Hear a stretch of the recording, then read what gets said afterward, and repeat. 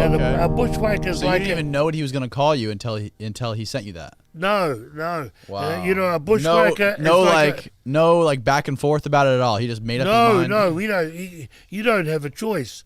You know that if you want to work for Caesar. Anyhow, a bushwhacker is like a Robin Hood, steals from the rich and gives to the poor. Okay. You know what I mean? Mm-hmm. And they did a thing like that with Mick Jagger's in Australia. That movie. I forget the name of it, but that's what he was. You know, a bushwhacker. So there you are. That's the name in that. So he kept bringing us up, and at the time, which was exploding on television, was Crocodile Dundee. Yeah. And that, so all the vignettes were written around like that, you know, driving on the wrong side of the road and talking and that, and we did a lot of vignettes and that crazy ones. Going to a drink machine and putting, you know, and shaking the machine, saying, how do we get these drinks out? And people on the street say, oh, you put quarters in, then the can will come out. And how do you open them? And I took out my teeth and popped them with my teeth. You guys are just kind of like cavemen. Yeah, cavemen and that, you know what I mean? Yeah. And doing all sorts of stuff. And then we asked the guy for directions, and we turn around and Butch says, oh, these Americans are great. They even tell you where to go, you know, but we'll put it the way they tell you to fuck off, you know what I mean? Yeah. The way, and we did a lot of vignettes, you know, went into restaurants and that, and they served the stuff. We ordered the whole menu, and we threw away the knives, and we ate from down under, you know, with our hands and that, and all that sort of stuff. We did a lot of vignettes. So by the time we got a month was over, they'd seen we'd done, every time we flew up, we did 2 or 3 different vignettes. Wow. So for a month, we did 12 vignettes. And then when did you guys get into And then matches? they called us up, and we started on the road.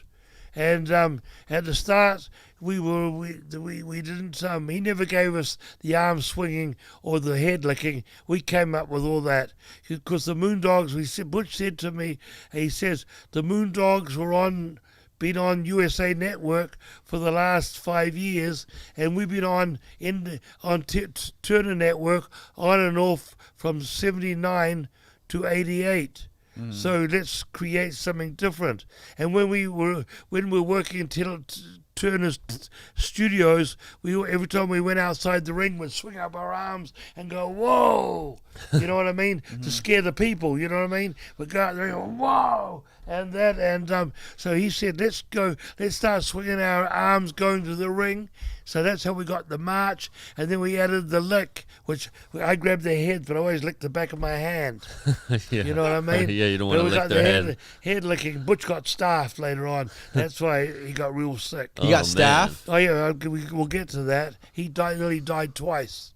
He died twice? Nearly died twice, yeah. From licking heads? Well, he got staph infection, and that it could have been from licking, but it could have been from a thing, a liniment called DMSO, which they use for horses, and heals torn ligaments and muscles overnight. You know, you rub it on, and it goes with DMSO, and it's very strong. You know, you can put it in your hand and use the thing, ultrasound under here, and it'll bubble in your hand. Wow.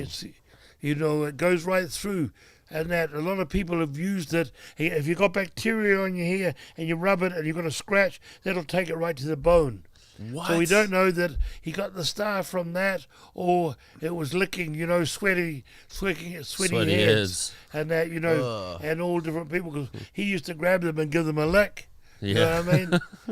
Fuck that shit. Fuck that shit. That's dirty ass shit, man. Yeah. Anyhow, So anyhow, that's how we went through that. After about a month, we got our gimmick down pat, you know, our marching and that. Yeah. And now in arenas, as soon as we start our music come on, everyone will be standing and doing this, you know what I mean? And even on NFL, guys would go behind the line for a touchdown, and then, and do the ball. march. Yeah, they'd be marching. That's how hard it got over. Yeah. The march. In the late 80s, that got over heavy. And it's still, when I was working on Sunday, you know, I come out and march, all the people are swinging their arms up, standing, you know, Because as soon as they hear the music, the wrestling fans, Right. they know it. Thank God, thanks to WWE Network, they play all our old stuff. Yeah. They've even got our sheep herders where we were bad guys. Yeah. They've got all that stuff. You know, the network's got all the stuff on. That's the That keeps us alive. right. Yeah. And every time they do the Royal Rumble, which is the pay-per-view in January, they always show the one that I was throwing as I got up on the apron.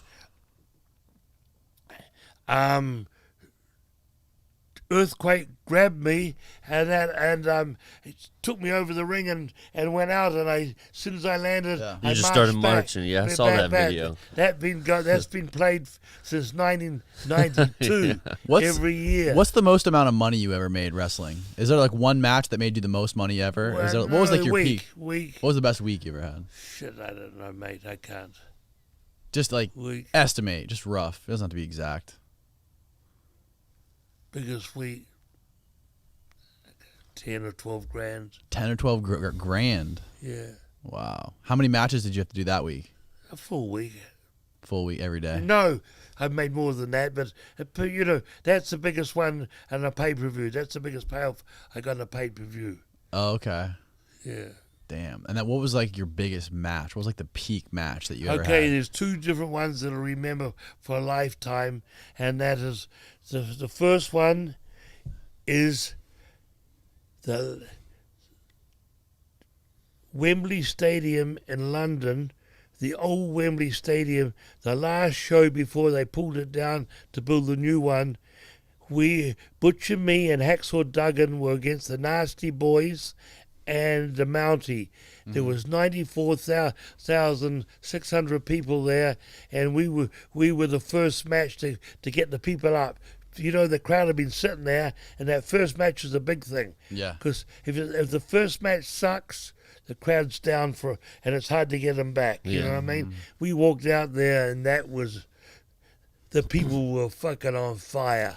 You know, you know, because you know, watching a football match, there's, you know, how many's 11 on the side, isn't there? How many's in a football team? Your football teams. 11 How many people on a football team? No, there's like 20 or 30, I thought. Yeah.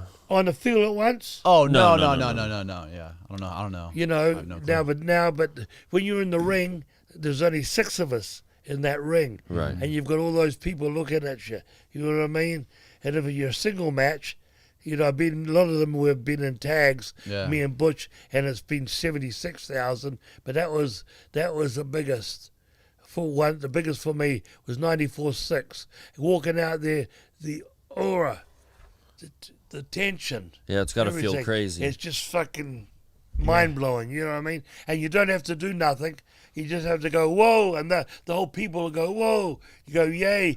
So there was me and Butch going, whoa, and yay, and Hacksaw Duggan go, ho! So that it was fucking wild. And that, you know, we could have done that all night and not have to do any action. Yeah. But we did some wild stuff. You know, we didn't have to do much because the people were there. They were just loving it. Yeah, It's and insane being the now. first match. Being the first match, and that, you know, since then there's been, you know, they did 104,000 in Texas Stadium three WrestleManias ago.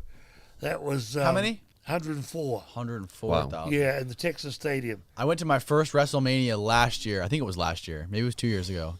It was in New Orleans. Yeah, I was there. Yeah, that was the first WrestleMania I ever went to, and I did not expect it to be that insane because I'd only watched wrestling matches on TV before that. Yeah, and when I got there, I got like floor seats. I was maybe like 8 rows back on the floor, and Dana White was actually like a few rows in front of me. Yeah. And just the show, the fire and the lights and everything was just so over the top. The thing that stood out to me the most was the Undertaker's intro.